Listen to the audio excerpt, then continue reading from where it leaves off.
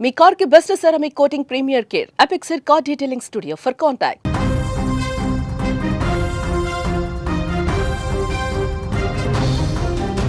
నైరుతి బంగాళాఖాతంలో అల్పపీడనం కొనసాగుతున్నందున రాబోయే 2 రోజుల పాటు అంటే ఈరోజు రేపు ఆంధ్రప్రదేశ్లో వర్షాలు కురుస్తాయని రాష్ట్ర విపత్తుల నిర్వహణ సంస్థ ప్రకటించింది.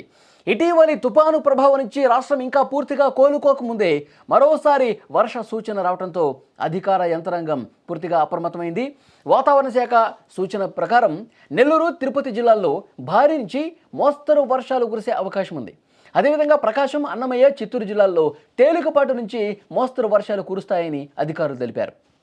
ఇదిలా ఉంటే నవంబర్ 21 నాటికి ఆగ్నేయ బంగాళాఖాతంలో మరొక కొత్త అల్పపీడనం ఏర్పడే అవకాశం ఉందని భారత వాతావరణ విభాగం వెల్లడించింది.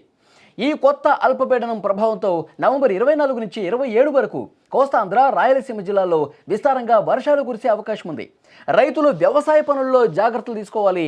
లోతట్టు ప్రాంతాల్లో నివసించే ప్రజలు ముందస్తు ఏర్పాట్లు చేసుకోవాలని సూచిస్తూ ఉన్నారు. ఈ నేపథ్యంలో ప్రజలు అప్రమత్తంగా ఉండాలని, లోతట్టు ప్రాంతాల వారు తగిన జాగ్రత్తలు తీసుకోవాలని సూచించారు. మత్స్యకారులు ఎవరు కూడా వేటకు వెళ్లొద్దని చెప్పి స్పష్టంగా హెచ్చరికలు జారీ చేశారు.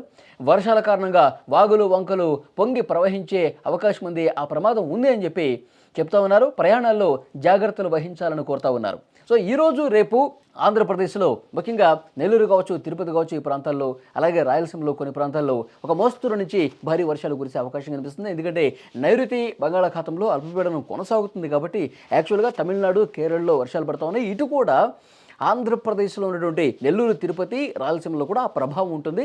సో వర్షాలు కురిసే అవకాశం ఉందని తెలుస్తోంది. మరొక ముఖ్యమైన విషయం 21వ తారీఖు ఆగ్నేయ బంగాళాఖాతంలో అల్పపీడనం ఏర్పడే అవకాశం ఉంది. ఈ అల్పపీడనం ఏర్పడే ఇది బలపడే వాయుగుండంగా మారే అవకాశం కూడా లేకపోలేదని వాతావరణ శాఖ చాలా స్పష్టంగా హెచ్చరిక జారీ చేస్తున్నటువంటి పరిస్థితి. మరి 21వ తారీఖు ఉపరితల ద్రోణి అనేది అల్పపీడనంగా మారి ఏర్పడి కొంత ప్రభావం చూపిస్తే కనుక ముఖ్యంగా ఆంధ్రప్రదేశ్లో ప్రకాశం, కృష్ణా, గుంటూరు, తర్వాత గోదావరి జిల్లాలు, ఈ జిల్లాల మీద, కోస్తాంధ్ర మీద ప్రభావం ఉంటుంది. At the same time Telangana మీద కూడా ఈ ప్రభావం కనిపిస్తుంది.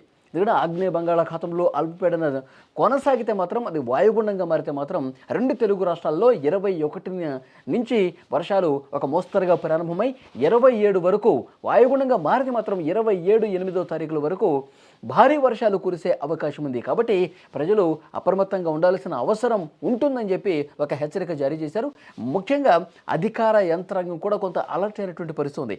ఎప్పటికప్పుడు వాతావరణ శాఖ నుంచి వస్తున్నటువంటి ఈ అప్డేట్స్ తెలుసుకుంటూ నిజంగా అల్పపీడనం బలపడే అవకాశం ఉందా లేదా ఎప్పటికప్పుడు అప్డేట్స్ చూసుకుంటూ నిజంగా అది బలంగా ఏర్పడితే మాత్రం, భారీ వర్షాలు కురిసే అవకాశం ఉంటే మాత్రం అధికారులు ముందస్తుగా ఏర్పాట్లు చేసుకోవాల్సినటువంటి అవసరం ఉంది.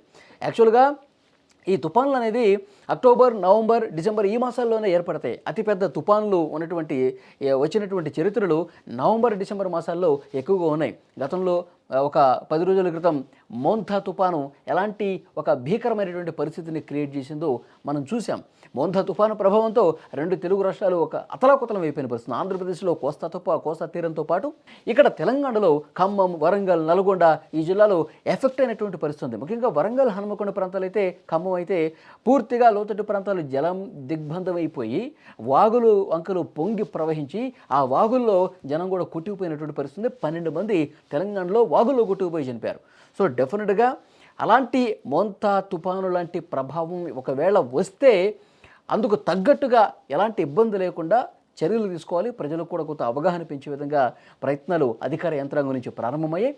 మరోవైపు వాతావరణ శాఖ నుంచి ఎప్పటికప్పుడు అప్డేట్స్ తెలుసుకుంటూ అందుకు తగ్గట్టుగా అధికారులు చర్యలు తీసుకుంటా ఉన్నారు.